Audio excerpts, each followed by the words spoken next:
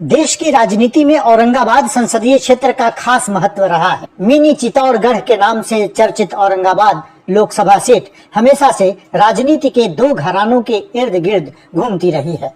1989 से पहले इस सीट पर बिहार विभूति, बिहार के पहले उप मुख्यमंत्री अनुग्रह नारायण सिंह के बेटे छोटे साहब के नाम से विख्यात बिहार के पूर्व मुख्यमंत्री रहे सत्येंद्र नारायण सिन्हा का कब्जा था। लेकिन 1989 के चुनाव में उन्हीं के सिपह सलार रहे राम नरेश सिंह उर्फ लूटन सिंह ने जनता दल के उम्मीदवार के रूप में ताल ठोकी और छोटे साहब की पुत्र वधू श्यामा सिंह को शिकस्त दे दी।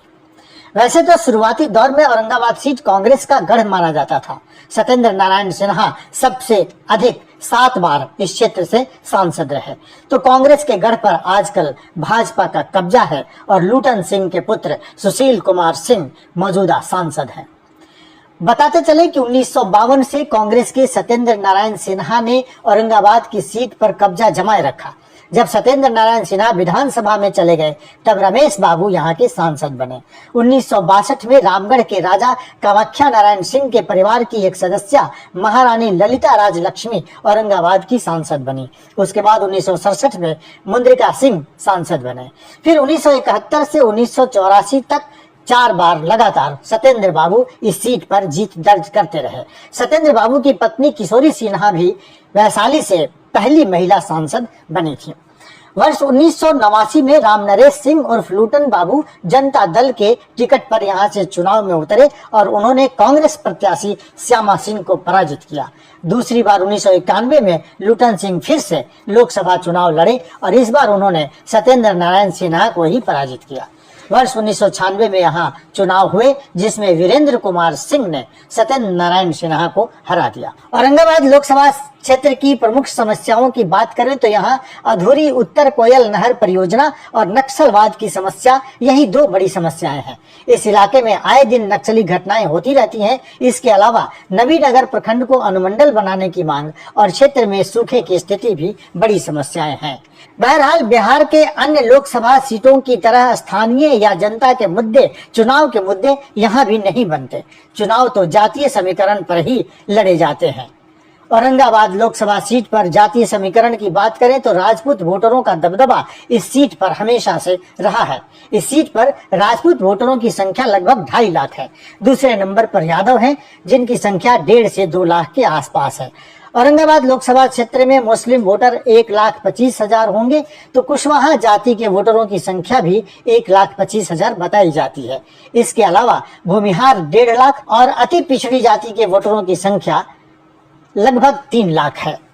जातीय समीकरण जो भी हो, औरंगाबाद सीट के साथ 1952 से ही यह रिकॉर्ड आज तक बरकरार है कि औरंगाबाद से हमेशा ही कोई राजपूत उम्मीदवार ही जीत कर संसद पहुंचा है। इसीलिए इस लोकसभा क्षेत्र को मिनी चित्तौड़गढ़ के नाम से भी जाना जाता है।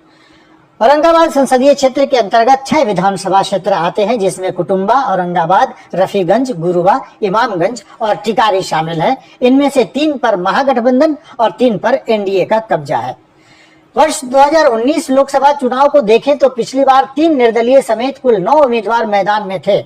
मुख्य मुकाबला सुशील कुमार सिंह और महागठबंधन के प्रत्याशी हम पार्टी के नेता उपेंद्र प्रसाद के बीच हुआ था। कांग्रेस नेता और छोटे साहब के बेटे निखिल सिन्हा को कांग्रेस ने टिकट नहीं दिया, जिससे कांग्रेस वोटरों में बिखराव हो गया। औरंगाबाद लोकसभा क्षेत्र में बीजेपी के सुशील कुमार सिंह ने 4,31,541 वोटों के साथ जीत दर्ज की थी। वहीं हम के उपेंद्र प्रसाद 3,58,934 वोट लेकर दूसरे स्थान पर रहे। औरंगाबाद की लड़ाई का एक तीसरा कोण यह भी है कि पिछली बार कांग्रेस की सीट हम के खाते में चली गई, जिससे पुराने कांग्रेसी नाराज थे। इस बार कांग्रेस महागठबंधन में है और कांग्रेस नेता निखिल कुमार सिन्हा एक बार फिर कमर कस के तैयार है। हालांकि महागठबंधन में कांग्रेस और जदयू दोनों की दावेदारी इस सीट पर होगी। उधर नक्सल प्रभावित इलाका होने के कारण CPI-ML की भी दावेदारी इस सीट पर बनती है। पिछले चुनाव में बहुजन समाज पार्टी के प्रत्याशी नरेश यादव तीसरे स्थान पर रहे थे। चर्चा जोरों पर है कि भाजपा सांसद सुशील सिंह से पुरानी नाराजगी को अंजाम तक पहुंचाने के फेर में नीतीश कुमार इस सीट पर दावा करेंगे। नीतीश कुमार को पिछड़ी जाति, अति पिछड़ी जाति के वोटरों पर भरोसा है। पिछले चुनाव में दूसरे नंबर पर रहे उपेंद्र प्रसाद आजकल जदयू में ही हैं। उधर सुशील सिंह के खिलाफ भीतरघात की आशंका बढ़ गई है। बिहार सरकार के पूर्व मंत्री रामाधार सिंह, जो बीजेपी में ही हैं, सुशील सिंह से नाराज रहते हैं और एक दावेदारी उनकी भी है। कांग्रेस से एक और नाम चर्चा में है। पिछली बार टेकारी के कांग्रेस के टिकट पर चुनाव लड़े सुमंत कुमार भी इस बार ताल ठोक रहे हैं। सुमंत कुमार भूमिहार जाति से आते हैं। तो कहना नहीं होगा कि मिनी चित्तौड़गढ़ के किले को भेदने के लिए अनेक दल रणनीति बना रहे हैं। राजपूतों के इस अभेद्य किले को कौन तोड़ पाएगा?